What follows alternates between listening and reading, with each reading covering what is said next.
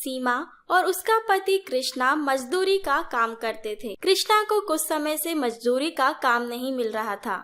इस वजह से ठंड के दिनों बहुत परेशानी आ गई थी। सुनो जी, ठंड बढ़ रही है, हमें बच्चों के लिए गर्म कपड़े लेने होंगे।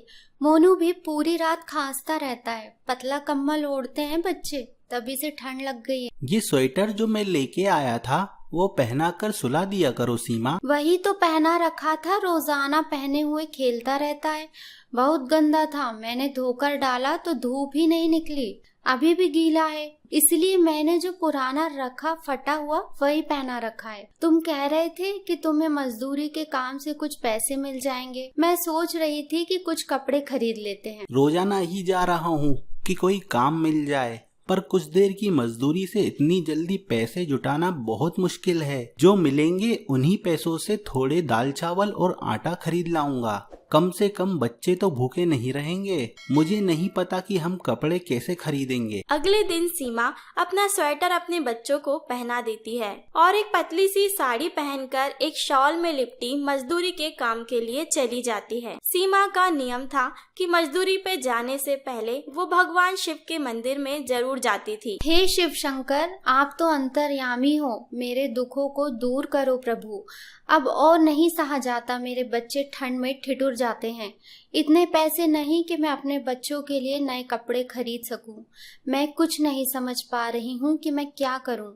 हे भगवान, मेरी मदद करो। वहाँ नियम से पूजा पाठ करके अभी वो मजदूरी के लिए निकल जाती है। सीमा मंदिर से पूजा करके निकली तो उसने देखा कि बड़े सेठ कंबल बांट रहे थे। सीमा भी उस लंबी लाइन में लग गई। काफी देर लाइन में खड़ा रहकर सीमा को कंबल मिल ही गया। सीमा को थोड़ी तसल्ली मिली। शुक्र है भगवान का, एक कंबल तो मिला।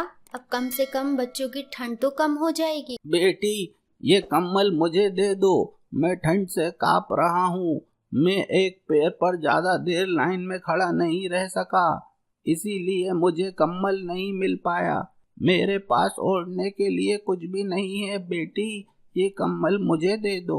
भगवान शिव तुम पर कृपा करेंगे, मुझ पर दया करो बेटी। बूढ़े भिखारी को देखकर सीमा को दया आ गई और उसने वो कंबल उसे दे दिया। खुश रहो बेटी, जीती रहो। देखना भगवान शिव तुम पर जल्दी प्रसन्न होंगे, वो तुम पर बहुत कृपा करेंगे। तुम बहुत दयालु हो बेटी, मेरा आशीर्वाद तुम्हारे साथ है। तुमने ठंड में मुझ जैसे गरीब को कंबल दिया है, इसका फल तुम्हें जरूर मिलेगा। शुक्रिया बाबा, ये आशीर्वाद देने के लिए। कंबल लेने की वजह से सीमा को बहुत देर लाइन में खड़ा होना पड़ा। इस कारण उसे काम में जाने में देरी हो गई। उसके मालिक ने उस पर बहुत गुस्सा किया। कहाँ रह गई थी हैं? इतनी देर से काम पर आई है। मेरे यहाँ ऐसा नहीं चलेगा, बता रहा हूँ मैं तुझे नौकरी पे नहीं रख सकता। चल, मैं तुझे नौकरी से निकाल रहा हूँ अभी के अभी। चल निकल यहाँ से। नहीं मालिक, ऐसा मत कहो। अगर आपने मुझे नौकरी से निकाल दिया तो मैं इतनी जल्दी कहाँ जाऊंगी। मुझे तो इतनी जल्दी कोई काम भी नहीं देगा। मैं देर नहीं करूंगी, मैं समय पे आऊंगी। नहीं, आज कोई और बहाना कर रही है, कल कोई और करेगी। अब मैं अपने काम के साथ समझौता नहीं कर सकता, और तेरा कोई हिसाब नहीं है पुराना, समझे? कल के 40 रुपए मैंने तुझे दे दिए थे। चल निकल अब यहाँ से। सीमा का मालिक सीमा को नौकरी से निकाल देता है। सीमा रोते रोते घर पहुँचती है। कृष्णा भी घर पहुँच चुका था।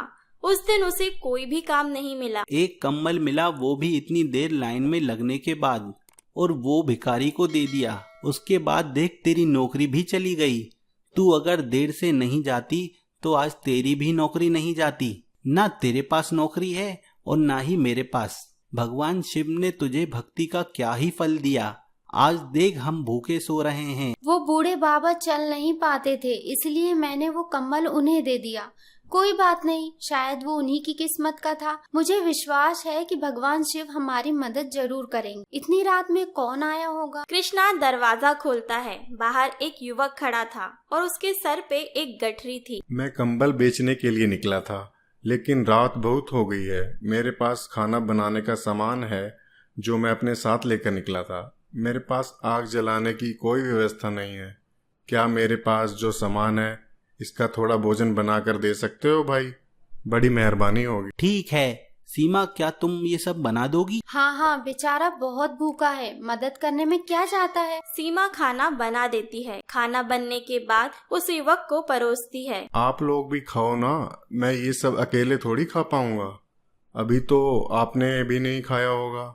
खाओ ना भैया, खाओ ना। हाँ हाँ, मैं परोस देती हूँ, आप बैठो, मैं आपकी भी थाली लगा देती हूँ। सीमा और कृष्णा की आंखों में आंसू आ जाते हैं। उस दिन सचमुच वो लोग उस युवक के साथ पेट भरकर खाना खाए थे। क्या बात है, बच्चे ने कंबल नहीं ओढ़ा हुआ है? ठंड इतनी ज्यादा है, मैं तुम्हें कंबल निकाल के देता हूँ। ये बढ़िया रंग के कंबल है।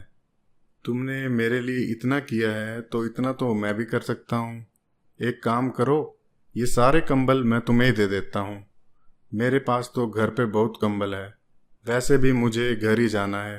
ये सारे कंबल और कुछ गर्म कपड़े तुम ही रख लो, समझना कि भगवान शिव का आशीर्वाद है। सीमा और कृष्णा की आंखों में आंसू आ जाते हैं। वो युवक वो सामान वही छोड़कर चला जाता है। कृष्णा जैसे ही वो गठरी खोलता है तो सीमा हैरान रह जाती है। अरे, इन सब कपड़ों में ये तो वही कंबल है जो मैंने वो बूढ़े बाबा को दिया था। आज मैंने ही तो दिया था। देखो, ये सारे कंबल एक से हैं, पर ये कंबल बिल्कुल अलग है। मैं इस कंबल को बहुत अच्छे से पहचानती हूँ। वो जरूर वही थे, पक्का मैं जानती हूँ। क्या? ये तुम क्या कह रही हो सीमा? भगवान शिव, मैं भी कितना गलत था। मैंने पता नहीं गुस्से में क्या क्या बोल दिया आपको, पर तुम्हारी भक्ति सच्ची थी। वो हमारी मदद करने आए। उन्होंने हमारे साथ बैठकर खाना खाया। उन्हें पता था हमारे पास गर्म कपड़े नहीं हैं। उन्होंने इतने सारे कपड़े और कंबल दे दिए। मुझे माफ कर दो भगवान, मैं आपकी शक्ति को समझ नहीं पाया। हे शिव शंकर, आप मेरी भक्ति से प्रसन्न हुए। आपका बहुत बहुत धन्यवाद। आपने मेरी सारी परेशानी दूर कर दी। मेरा परिवार अब ठंड से बचा रहेगा। भगवान शिव के घर में कदम रखते ही सीमा और कृष्णा की किस्मत भी बदल जाती है।